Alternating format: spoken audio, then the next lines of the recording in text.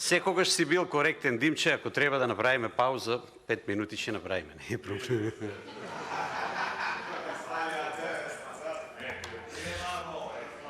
Почитуван председател, почитувани колешки колеги пратеници, представник на влада на Република Македонија, колега Диме,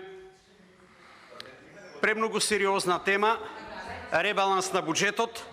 Ребалансот фактички представува документ во кој се презентираат измените и дополнувањата во планираните приходи и приливи од една страна и од друга страна планирани расходи и други одливи. И фактички ги вклучува централниот буџет и буџетите на фондовите на фискалната година 2022. Она што мораме на почеток да го кажеме, а тоа се бројките, дека со првичниот план за буџетот за 2022 година вкупните приходи беа детерминирани на 238 милиарди и 900 милиони денари, а сега со ребалансот се предвидуваат 245 милиарди 159 милиони денари, на расходната страна 272 милиарди 428 милиони денари беше првичното планирање, сега со ребалансот се 288 милиарди 494 милиони денари, а дефицитот е проектиран на 33 милиарди 529 милиони денари, со ребалансот 42 милиарди 736 милиони денари.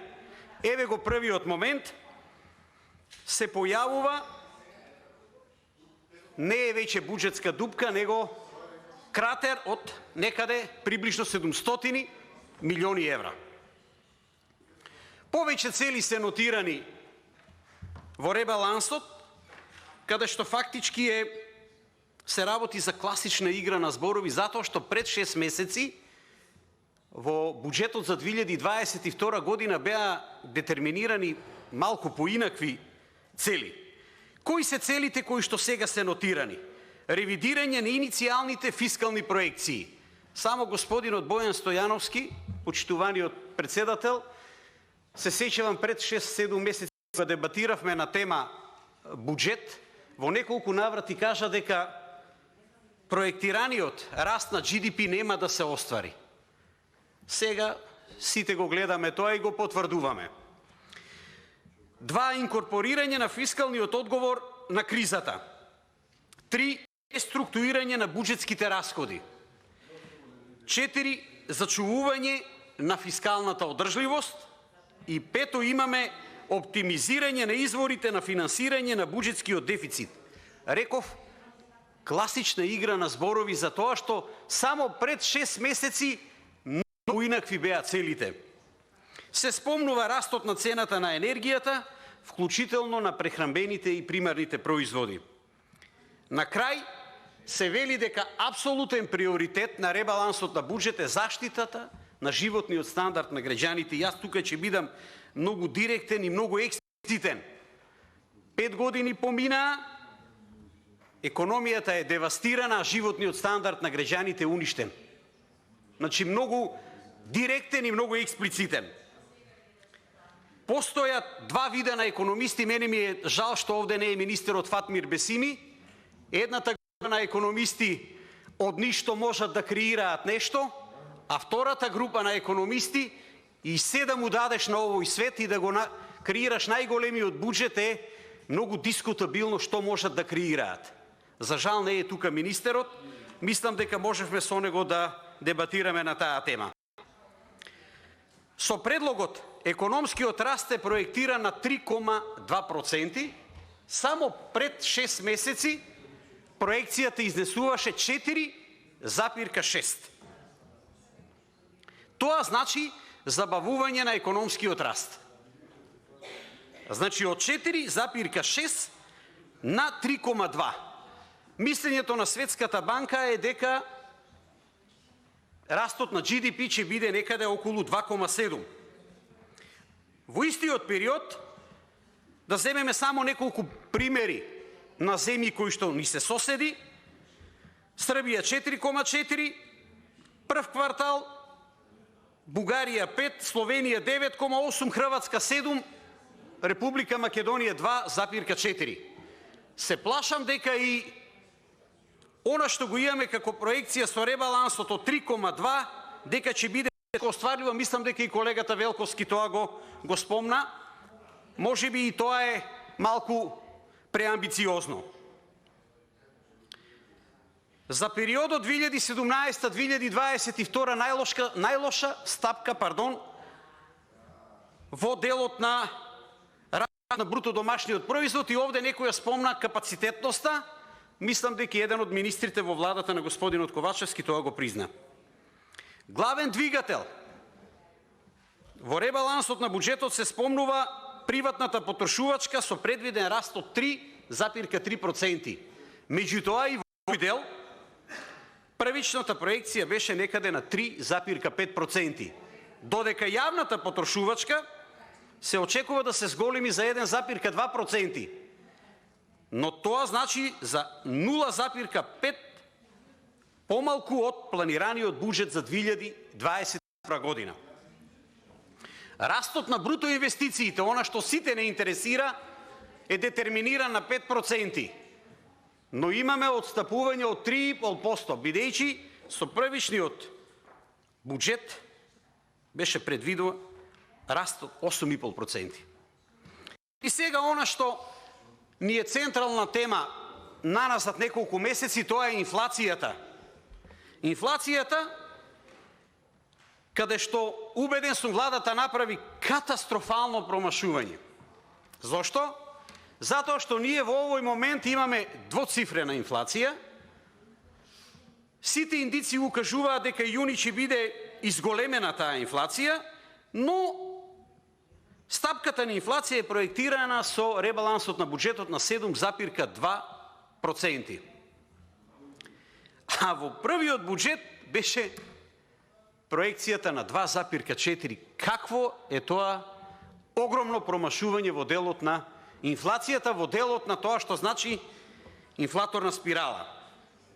Според реномирани економски институции, владата растот на бруто домашниот производ го представува оптимистички, а за разлика од тоа стапката на инфлација ја зема долната граница. Значи, уште еднаш, ние имаме двоцифрена инфлација, која што секојдневно ги јаде парите на граѓаните, а ние имаме детерминирано 7,2%. Исклучително лошо прогнозирање. За јавниот долг. Јавниот долг, заклучно со 31.3.2022 изнесува 57,1% од бруто домашниот производ. Меѓутоа, кумулативно рековме дека имаме нешто повеќе од 3,5 милиарди од кога е оваа влада предводена од Социјалдемократскиот сојуз. 3,5 милиарди евра. Изгласаниот буџет за 2022 година има тренд на зголемена реализација на приходната и расходната страна. Но состојбата на наплата и извршување на буџетските средства резултира со буџетско салдо кое е за минус 44%, намалено спроти истиот период лани.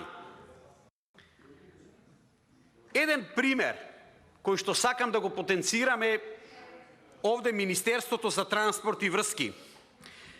7 милиарди и 202 милиони денари. Планирано намалување за 32,2%.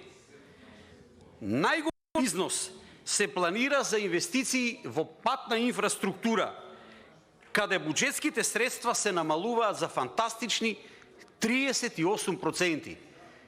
Тоа е таа развојна компонента која што сите ја бараме во буџетот, односно ребалансот на буџетот, а не можеме да ја најдеме. Значи, намалување за цели 38%. Во подпрограмата, што значи сообраќај и комуникација, 274 милиони денари намалени дотации за единиците за локалната самоуправа. За проектот за локални патишта има намалување од 18 милиони денари во делот на договорни услуги и 220 милиони денари помалку буџетски средства за капитални расходи.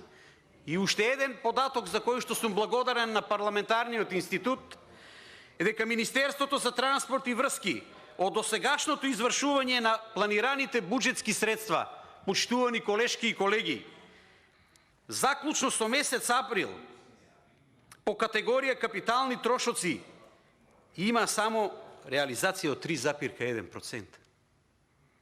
Затоа, не случајно го земав Министерството за транспорт и врски, каде што сите ние очекуваме да биде нотирана развојната компонента на буџетот. 3,1%. Заклучно со месец април. И сега тука многу работи кажа колегата Диме и за земјоделието. Би сакал да кажам дека нема да коментирам од причина што рокот за исплата на субвенциите е 30 јуни. Имаме уште 2 недели. Но да зборуваме за распределба на земјоделското земјиште во услови кога се распишуваат јавни повици и огласи и се понудуваат без објаснување на земјоделските производители, кои што при тоа прават трошок од 200 евра, и да не му се одговори на земјоделскиот производител, мислам дека објаснување треба да ни даде министерот за земјоделство. Каква е таа распределба кога распишуваш јавен повик и оглас и не му одговараш една година на земјоделскиот производител, а при тоа тој направил трошок од 10 или 12 илјади денари. Јас поголемо понижување мислам дека немаме доживеано во склоп на Министерство за земјоделство, шумарство и водостопанство.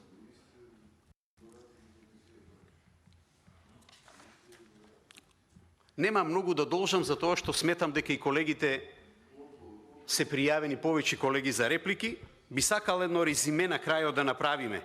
Фискална одржливост или неодржливост со толкав буџет, несомнено е дека владата си обезбеди фискална одржливост. За жал, сите други граѓани на Република Македонија не сум сигурен дека фискална одржливост важи за нив. Зголемување на буџетскиот дефицит од 4,3 на 5,3 од бруто домашниот производ или приближно 695 милиони имали дно 700 милиони евра.